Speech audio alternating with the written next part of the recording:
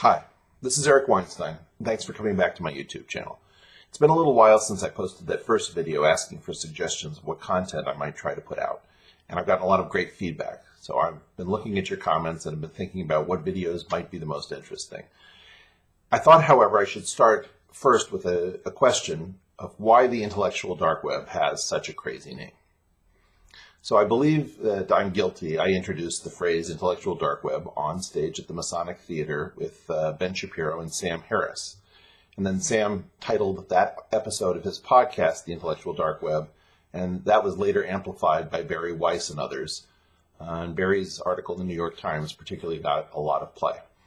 So a lot of people have asked, why does this movement have such a strange and crazy name? And I thought I would talk a little bit about the thinking that went into it, given that the first wave of reactions, I think, is really started to peter out. So there's still a few fresh takes, but for the most part, the big players have already commented, and I wanted to let that time pass before I clarified it further.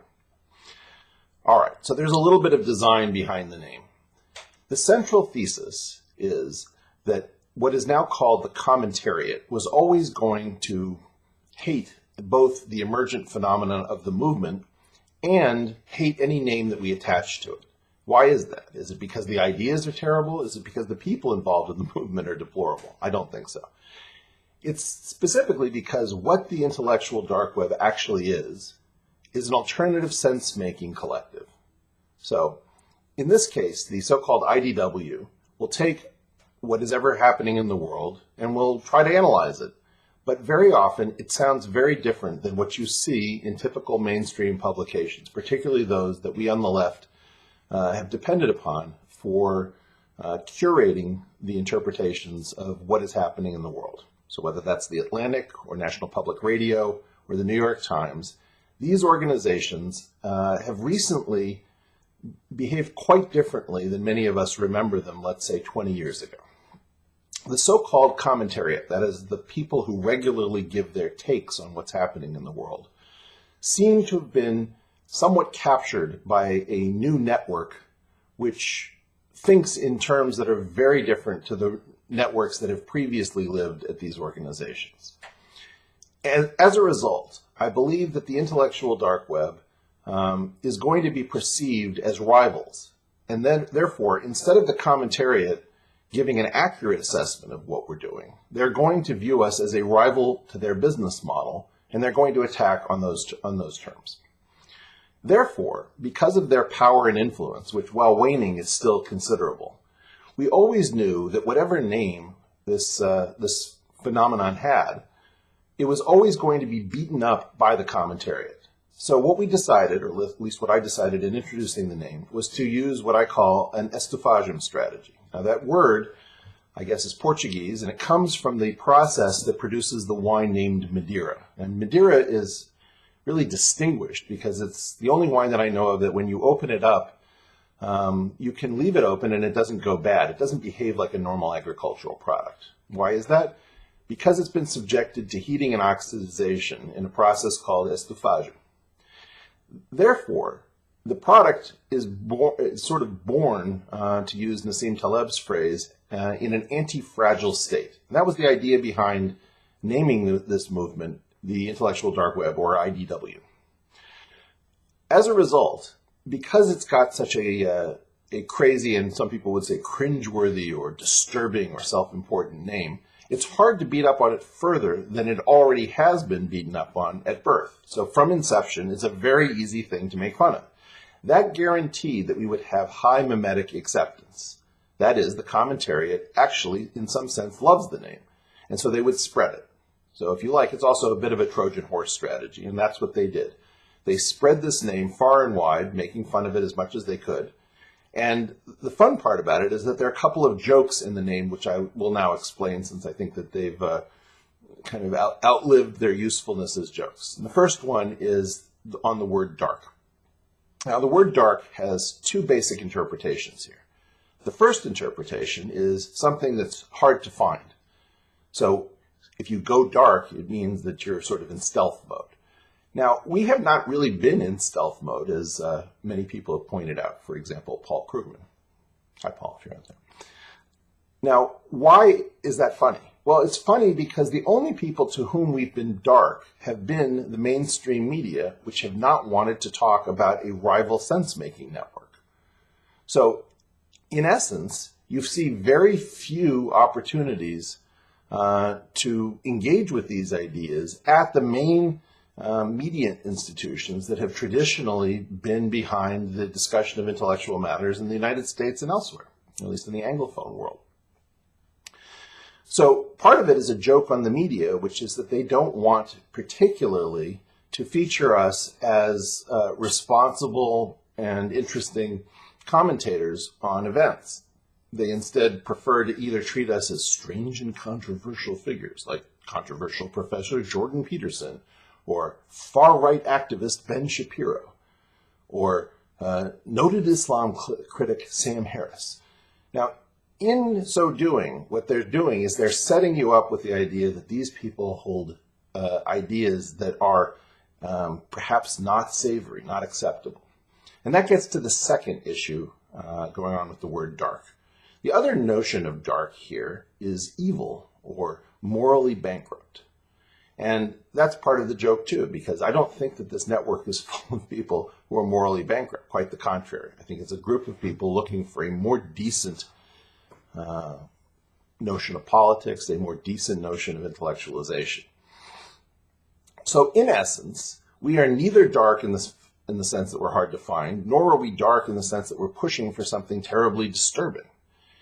And as a result, when the news media tried to figure out what we were, they fundamentally were of two minds about it. So one would be that we are dark because we shouldn't be listened to, and therefore we can't be platformed.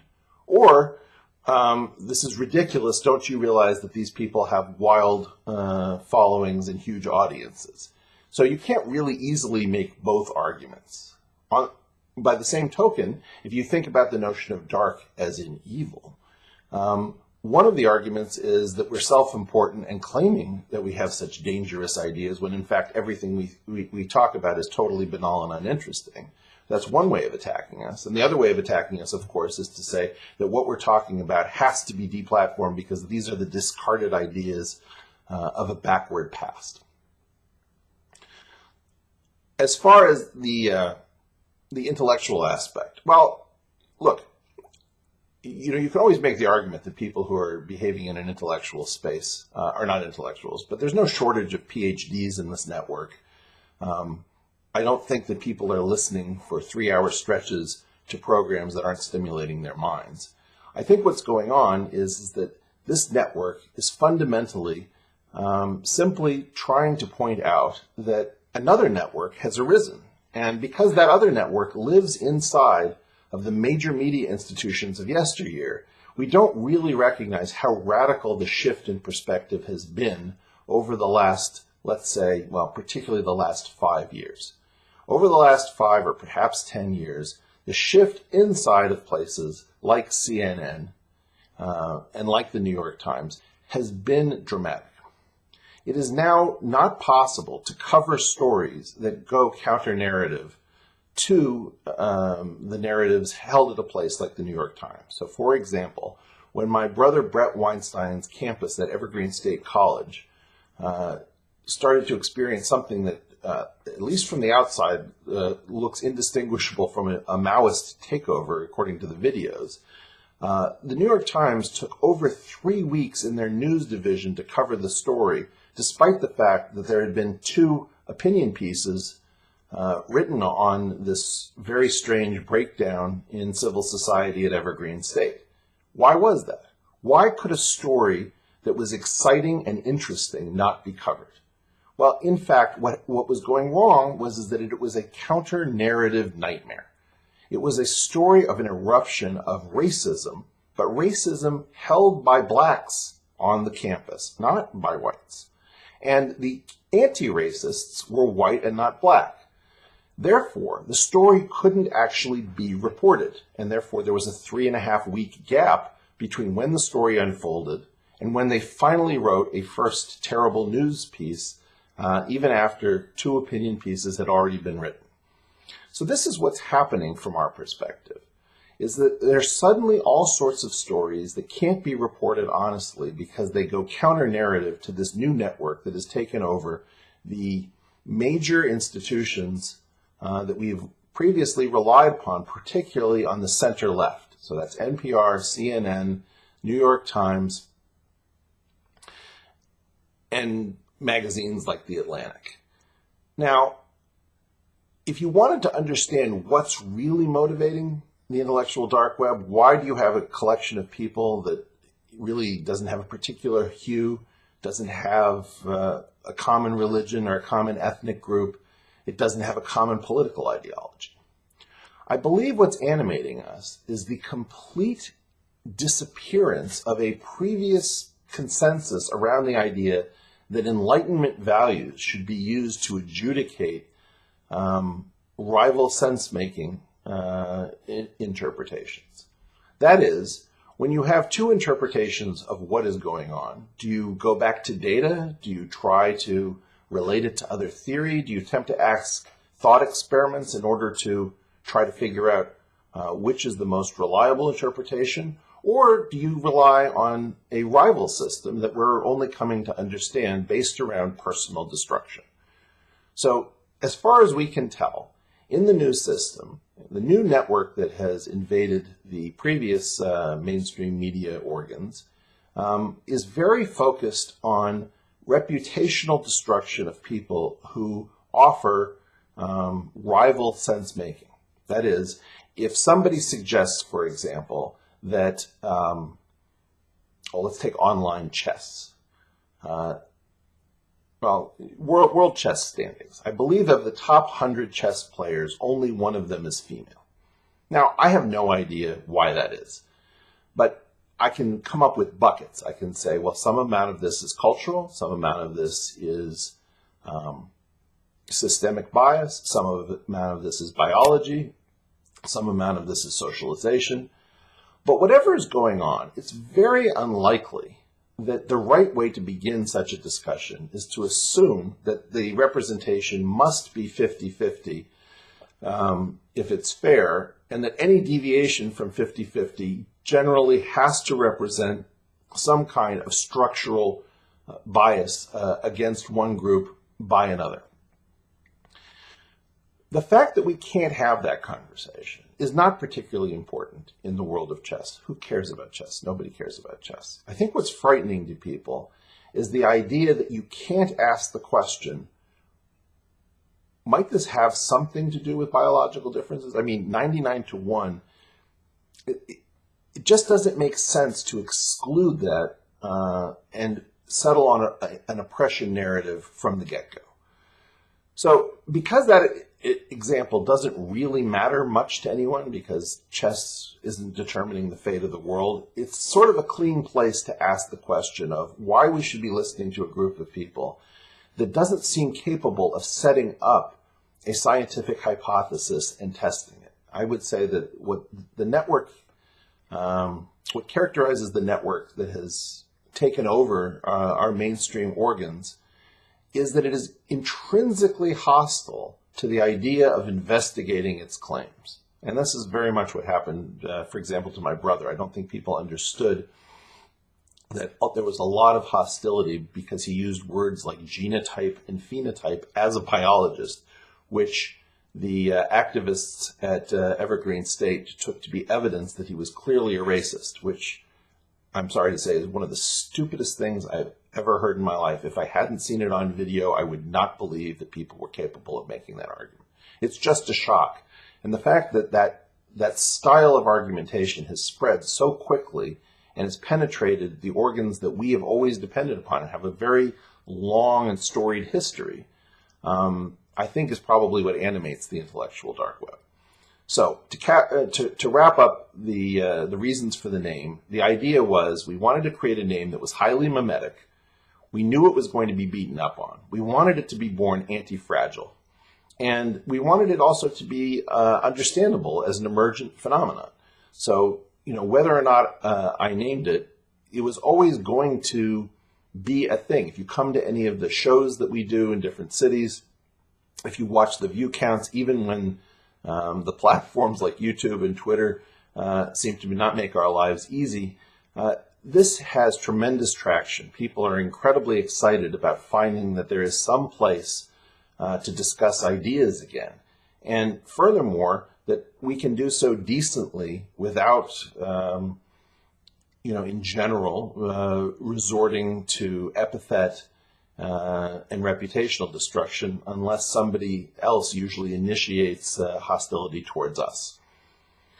I think it's an incredibly hopeful movement, and I want to say more about it in future videos as to what really characterizes the movement, what its interests are. But I wanted to begin by letting you know that the crazy name is not an accident. It's really born out of a frustration that we know that we're going up against the people that you usually have depended upon to curate your world and its interpretations. And what we are is a rival curation network. And we don't agree with each other. I mean, one of the funny things about it is that we're frequently told that we are a right-of-center organization where, if I have to be honest, when I sit inside the network, I definitely think it has a left-of-center bias. And the fact that the left is so far gone that it sees that as right-of-center, I think, speaks volumes. I think about, Joe Rogan, Brett Weinstein, myself, Sam Harris, Heather Heying. There's no shortage of people on the left, and I would definitely say that the movement is in general not particularly friendly to the current administration sitting inside of the White House. And the fact that it can't be understood or reported to be what it actually is in part what we wanted to show you. We want to show you the failure of the commentariat. And I think that until you see this layer, which prefers to be almost invisible by virtue of making itself nearly, maybe it's translucent. You can sort of see it a little bit, but they really want you to focus on their interpretation of the facts rather than the facts themselves. And by calling too much attention to themselves, that goes away. I think what we're trying to do is to highlight that the curation is almost at the level of a Potemkin village. You're being shown very limited perspectives, and you're seeing a lot of variation around these perspectives. But maybe the real action is a million miles away from the sort of center of mass as determined by the left and right-wing commentariat as we now understand them. So I think what the intellectual dark web, or IDW, is going to do is going to move that considerably, move the foci on left and right considerably off of where the normal media institutions have been discussing matters, particularly on matters like trade, immigration, terror, and let's say workplace opportunity. So I hope you'll get excited about this and you'll start to see the humor in it, because we threw out a MacGuffin, and sure enough, everybody in the commentariat saw exactly what it was that they wanted to see. Maybe we were an anti-Semitic network. Maybe we were an overly Jewish network. Some people saw us as being almost exclusively male. Some people saw this as an ethnic network. All of these things are just not true, and that's what's funny. It's amusing. We hope you're in on the joke now, and we hope that, furthermore, it's not a terrible name once you get used to it. So get excited. There's more to come, and thanks for watching, and greetings from the IDW. Be well.